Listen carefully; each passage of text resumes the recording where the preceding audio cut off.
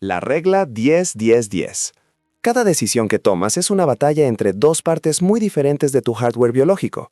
En una esquina está la corteza prefrontal, el ejecutivo moderno y racional que entiende las matemáticas, las consecuencias a largo plazo y el lento arco de la historia. En la otra esquina está la amígdala, el antiguo sistema de alarma que grita y cree que un correo grosero de tu jefe equivale a un tigre dientes de sable lanzándose a tu garganta. El arrepentimiento casi siempre es el resultado de que la amígdala gane una pelea a la que nunca debió haber sido invitada.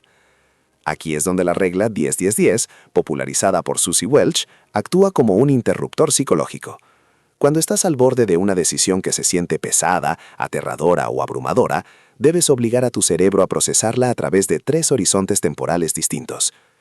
¿Cómo me sentiré respecto a esta decisión en 10 minutos? ¿Cómo me sentiré en 10 meses? ¿Y cómo me sentiré en 10 años? La genialidad de esta regla radica en su capacidad para exponer la miopía temporal. En 10 minutos, la amígdala suele seguir al mando. Si decides renunciar a un trabajo tóxico o tener una conversación difícil con tu pareja, el minuto 10 estará lleno de adrenalina, miedo y la incomodidad visceral del cambio. Es aquí donde la mayoría retrocede. Eligen el camino de menor resistencia porque la perspectiva a 10 minutos es demasiado dolorosa. Pero observa el horizonte de 10 meses. Para entonces el pico químico inicial se habrá disipado. Probablemente te habrás adaptado a tu nueva realidad. Tal vez encontraste un mejor puesto o sanaste después de la conversación. El horizonte de 10 meses revela el retorno de inversión de tu incomodidad. Finalmente, el horizonte de 10 años aporta la claridad definitiva. En 10 años, esta decisión será un pilar definitivo de tu carácter o una nota al pie que apenas recuerdas. La mayoría de las cosas que nos atormentan, lo que otros piensan de nosotros, un pequeño error social, una inversión especulativa perdida, se evaporan por completo en el horizonte de 10 años. Al usar esta regla, trasladas el poder desde el cerebro reactivo hacia el ejecutivo visionario.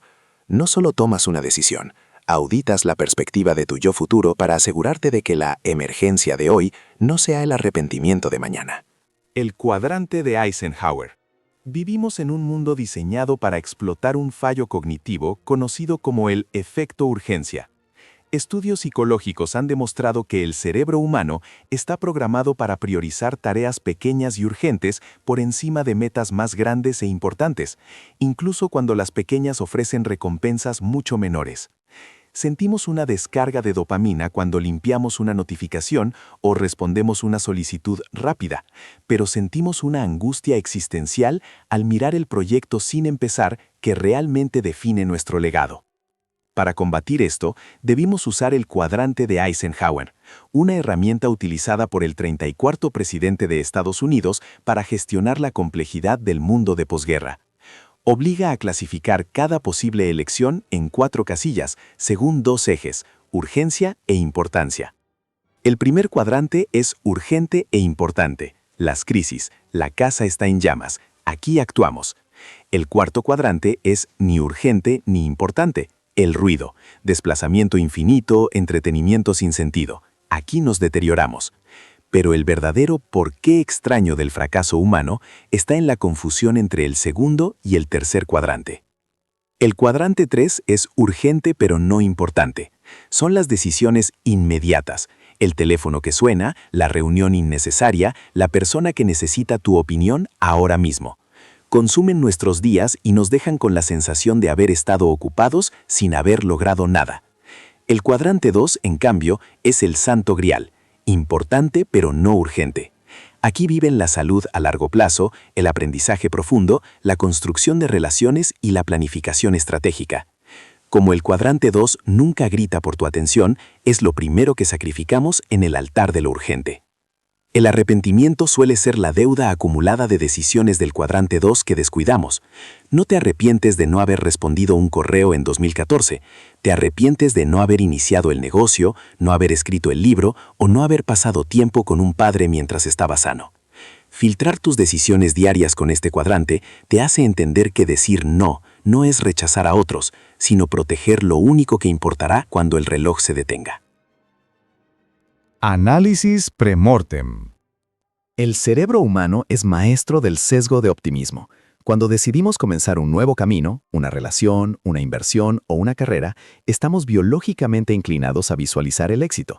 Esto ayuda a empezar, pero también nos ciega ante fallas estructurales evidentes. Por eso, el psicólogo cognitivo Gary Klein desarrolló el pre-mortem. En un post-mortem, los médicos examinan un cuerpo para saber por qué murió. En un pre-mortem, imaginas que tu decisión ya fracasó. Viajas mentalmente un año al futuro. Miras atrás y te dices, el proyecto fue un desastre total. La relación terminó en llamas. La inversión se fue a cero. Ahora viene lo crucial. Debes explicar por qué ocurrió. Este cambio de perspectiva, de cómo hago que funcione, a por qué fracasó, activa un fenómeno llamado retrospectiva prospectiva. Las investigaciones sugieren que imaginar un evento futuro como si ya hubiera ocurrido aumenta hasta en un 30% nuestra capacidad para identificar sus causas. Cuando asumes el fracaso, tu cerebro deja de proteger tu ego y empieza a buscar vulnerabilidades. Tal vez descubras que tu negocio falló porque no tenías un plan de marketing, o que tu dieta fracasó porque no consideraste tus viajes laborales.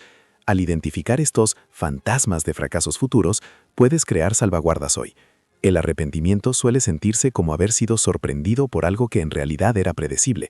El pre-mortem garantiza que no avances cruzando los dedos, sino con los ojos bien abiertos ante los obstáculos. La navaja de Occam. Existe una tendencia extraña y autodestructiva en la mente moderna, equiparar complejidad con profundidad. Frente a una decisión difícil, construimos justificaciones elaboradas para evitar lo obvio. Creamos máquinas intelectuales complicadas para justificar quedarnos en una situación que no funciona o asumir un riesgo sin sentido. La navaja de Occam, nombrada en honor al fraile del siglo XIV Guillermo de Occam, ofrece un filo claro para cortar el ruido. El principio es simple. No se deben multiplicar los entes sin necesidad. En términos comunes, la explicación o el camino más simple suele ser el correcto. En la toma de decisiones, añadimos capas para evitar una verdad dolorosa. Si un amigo te decepciona constantemente, puedes inventar explicaciones psicológicas complejas para justificarlo. La navaja de Occam sugiere algo más simple. No es un amigo confiable. Si una inversión requiere un documento de 50 páginas para explicar cómo genera valor, probablemente sea una estafa o una burbuja. La complejidad suele ser el escondite de la evasión de decisiones. Complicamos todo para convencernos de que necesitamos más información. Eso conduce al arrepentimiento del no lento. Sabías la respuesta hace meses, pero la enterraste bajo variables. Aplicar la navaja es comprometerte con el camino más directo y actuar sobre la verdad fundamental que siempre estuvo frente a ti. El principio de Pareto, regla 80-20. En 1906, el economista italiano Vilfredo Pareto observó que el 80% de la tierra en Italia pertenecía al 20% de la población.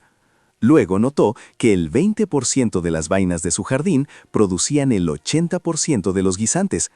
No era casualidad, era una ley fundamental. La ley de potencia indica que en casi cualquier sistema, una minoría de entradas produce la mayoría de los resultados. Gran parte del arrepentimiento surge de no identificar cuáles decisiones son las pocas vitales y cuáles las muchas triviales. Gastamos la misma energía mental eligiendo qué almorzar que decidiendo qué habilidades dominar para nuestra carrera. Tratamos todas las tareas como si pesaran lo mismo. Esto lleva a la fatiga de decisión y a una vida llena pero vacía. Para vivir sin arrepentimiento, aplica sin piedad la regla 80-20. El 20% de tus hábitos genera el 80% de tu salud. El 20% de tus amigos aporta el 80% de tu satisfacción social. El 20% de tus tareas impulsa el 80% de tu progreso profesional. Cuando lo entiendes, decidir se vuelve un ejercicio de eliminación. Dejas de obsesionarte con el 80% de decisiones que producen el 20% de resultados y concentras tu energía mental en lo que realmente importa. El arrepentimiento es haber invertido tiempo en cosas que nunca podían devolverte el valor. El principio de Pareto te ayuda a apostar por los ganadores. Evitar decisiones nocturnas. Hay una razón química por la cual el mundo parece más oscuro a las 2 a.m. Durante el día, el cerebro acumula adenosina, la sustancia que genera presión de sueño. A medida que se une a los receptores, ralentiza la actividad neuronal y degrada la función ejecutiva. Al caer la noche, tu corteza prefrontal funciona con la batería casi agotada. Por eso casi nunca lamentamos decisiones tomadas a las 10 a.m., pero sí las de las 11 p.m. De noche, tu cerebro está desinhibido. La amígdala toma el volante. Es cuando enviamos el mensaje impulsivo, hacemos la compra innecesaria o caemos en espirales de ansiedad. La regla es clara. No confíes en pensamientos después de las 9 p.m. ni tomes decisiones trascendentales estando cansado. El tú nocturno está químicamente comprometido. Retrasa la decisión hasta la mañana siguiente. Durante la noche, el cerebro realiza un lavado linfático, eliminando desechos metabólicos. Descubrirás que el 90% de las emergencias de medianoche desaparecen al amanecer. El arrepentimiento suele ser dejar que un cerebro cansado conduzca. La regla del consejo a un amigo. Existe un sesgo cognitivo llamado paradoja de Salomón. Somos sabios aconsejando a otros, pero torpes en nuestra vida personal. Somos objetivos con problemas ajenos y subjetivos con los propios.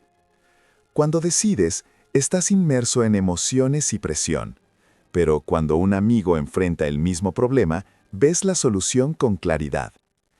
Practica el distanciamiento lingüístico.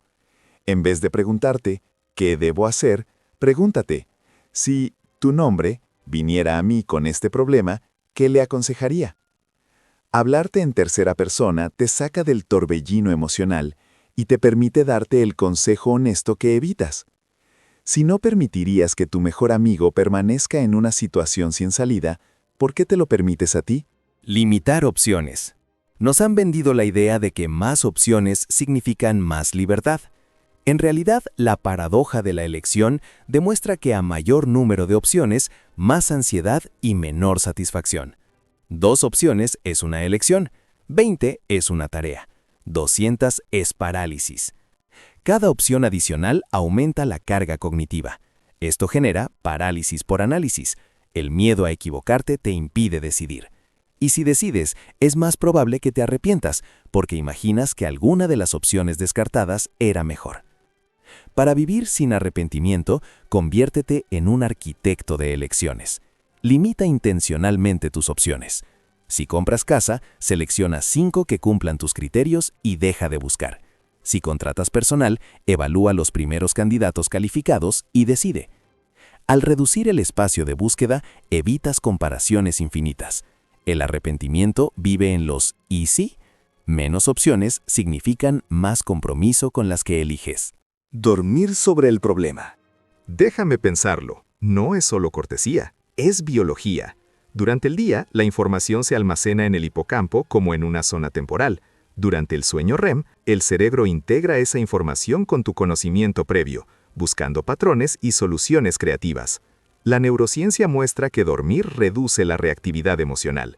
Un estudio de UC Berkeley encontró que la privación del sueño aumenta en 60% la actividad de la amígdala ante imágenes perturbadoras. Sin dormir, eres emocionalmente frágil. Al dormir sobre un problema, permites que tu subconsciente simule escenarios. Si una decisión sigue sintiéndose correcta tras una noche de sueño profundo, probablemente esté alineada con tus valores. Si al despertar se siente equivocada, tal vez tu mente detectó un patrón oculto. Nunca apresures una decisión que aún no ha visto la luz del día. Maximizar versus satisfacer. La última regla trata sobre tu filosofía de lo suficientemente bueno. El economista ganador del Nobel Herbert Simon identificó 2 tipos de decisores: maximizadores y satisfactores. El maximizador busca la opción absolutamente mejor. Compara todo, revisa todo, agota posibilidades. El satisfactor define criterios claros y elige cuando una opción los cumple. Los datos son claros. Los maximizadores suelen obtener opciones objetivamente mejores, pero son más infelices. Se obsesionan con los defectos y el costo de oportunidad. Los satisfactores son más felices. Cuando sus criterios se cumplen, dejan de buscar. El arrepentimiento es la sombra del maximizador. Si buscas perfección, te arrepentirás siempre, porque la perfección no existe. Para no arrepentirte, aprende el arte de satisfacer. Define qué significa éxito antes de buscar. Cuando lo encuentres, comprométete y deja de buscar. El secreto de una vida sin arrepentimiento no es hacer la elección perfecta, es ser el tipo de persona capaz de sentirse satisfecha con una buena elección.